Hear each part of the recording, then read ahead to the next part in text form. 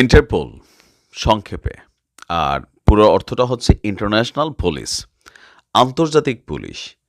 আন্তর্জাতিক পুলিশের যে কাজটা সেটা হচ্ছে যখন কোনো দেশের অপরাধী অন্য দেশে পালিয়ে গিয়ে আশ্রয় নেয়, তো সেই দেশের মাধ্যমে যেই দেশের অপরাধী তারা চাইলে তাকে ধরে এনে তাদের দেশে নিয়ে আসতে পারে। তবে রাজনৈতিক বন্দীদের বেলায় এটা আবার এত সোজা না। তো কেন ইন্টারপোলের ইস্যুটা খুব আলোচিত? আপনারা জানেন যে গেল কয়েকদিন আগে আমাদের সরকারের কিছু দায়িত্বশীল কর্মচারী কর্মকর্তা ব্যক্তিরা আন্তর্জাতিক বিচারিক আদালতের যে ট্রাইব্যুনালের যে বিভিন্ন ব্যক্তিরা আছেন বা পুলিশের পক্ষ থেকেও কিন্তু একটা কথা বলা হয়েছিল যে ইন্টারপোলের কাছে শেখ হাসিনাকে গ্রেপ্তারের জন্য একটা চিঠি পাঠানো হয়েছে অফিসিয়ালি।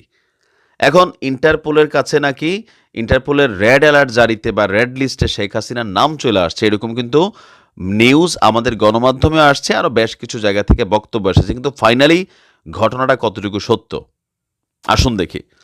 ইন্টারপোলের তালিকাতে বাংলাদেশের 63 জনের নাম উঠে এসেছে।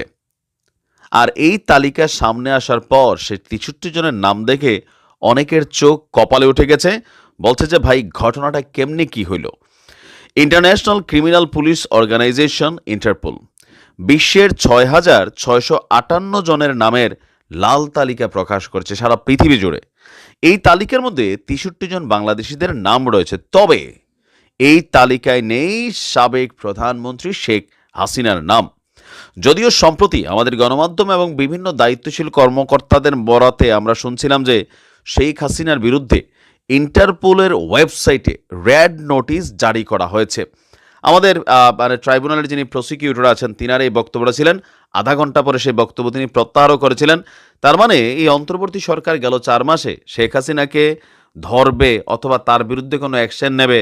ভারতের কাছে যে কূটনৈতিক চিঠিটা পাঠাইছে, ভারত বলতেছে যে আপনি কোনো দেশে গেলেন খেলা দেখতে, তো সেই দেশের গ্যালারিতে আপনি কোনো রকম অব্যবস্থা পাইলেন, একটা চিঠি লেখা জানাইলেন, এইটা যেমন ঠিক ততটুকুর বাইরে আর কিছু না। তার মানে বোঝা গেছে তো শেখ হাসিনাকে ভারতে থেকে বাংলাদেশে ফিরত আনবে বা গ্রেপ্তার করবে, ফাঁসিতে ঝুলাবে, এই যে কথাগুলা, এগুলার পিছনে বাস্তবিক পক্ষে তাদের সক্ষমতার কতটুকু এটা কিন্তু টের পাওয়া গেছে। আন্তর্জাতিকভাবে এগুলারে কতটুকু পাত্তা দিচ্ছে, আমার কাছে তো মনে হচ্ছে পাত্তাই দিচ্ছে না, এটাই মনে হচ্ছে। আপনার আন্তর্জাতিক পুলিশি সংস্থাটির ওয়েবসাইট থেকে গতকালকে একটা তথ্য প্রকাশিত হয়েছে, জানা গেছে এই 63 জন বাংলাদেশিকে বিভিন্ন অপরাধের অভিযোগে বাংলাদেশ সহ বিভিন্ন দেশের কর্তৃপক্ষ তাদের খুঁজছে। যৌন নির্যাতন সহ বিভিন্ন অভিযোগে আপনার এখানে জাহিদুল ইসলাম, অস্ত্র মামলায় ফজলুল আমিন জাবেদকে খুঁজছে যুক্তরাষ্ট্র, খুনের অভিযোগে লক্ষ্মীপুরের খোরশেদ আলমকে খুঁজছে ইউরোপের দেশ বেলজিয়াম, আফ্রিকার দেশ ইস্তাওয়ানি খুনের অভিযোগে খুঁজছে ঢাকার মোহাম্মদ মিলন এবং লিটন ব্যাপারীকে, নোয়াখালীর মিজানকে খুঁজছে দক্ষিণ আফ্রিকা, আপনার সিঙ্গাপুর খুঁজছে রাজু ঢালিকে। মানে বিদেশি গিয়া যারা আকাম কুকাম করে ভাইগা টাইগা রয়েছে এদের অনেককেই খোঁজা হচ্ছে। তো আমরা এদিকে এখানে যাদের নাম দেখছি এদের মধ্যে একজনও আমি যতটুকু বুঝতে পারতেছি যে পলিটিক্যাল মামলায় বা আওয়ামী লীগের কোনো নেতা কর্মী এমপি, হ্যাঁ, আমি এই 63 জন যারা ইন্টারপোলের সহযোগিতা নিয়ে যাদেরকে খোঁজা হচ্ছে একজনও নাই।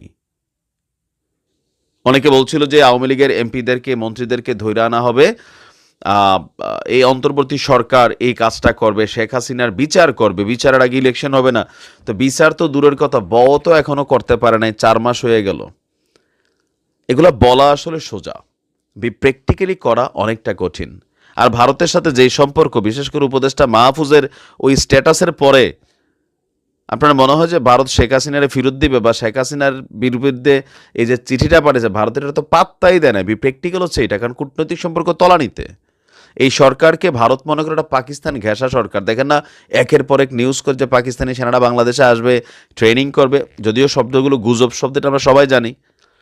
ভারতের একদম মন্ত্রী থেকে শুরু করে প্রত্যেকটা মানুষ এই সরকারকে ভাবে পাকিস্তান ঘেঁষা, কারণ পাকিস্তানের সাথে ব্যবসা বাণিজ্য থেকে শুরু করে অনেক কিছুই যেটা 53 বছর ঘটে নাই সেগুলো ঘটছে। ভারত মনে করতেছে এটা পাকিস্তানি সরকারের সাপোর্টিংয়ে কাজ করবে, শত্রু হিসেবে দেখছে।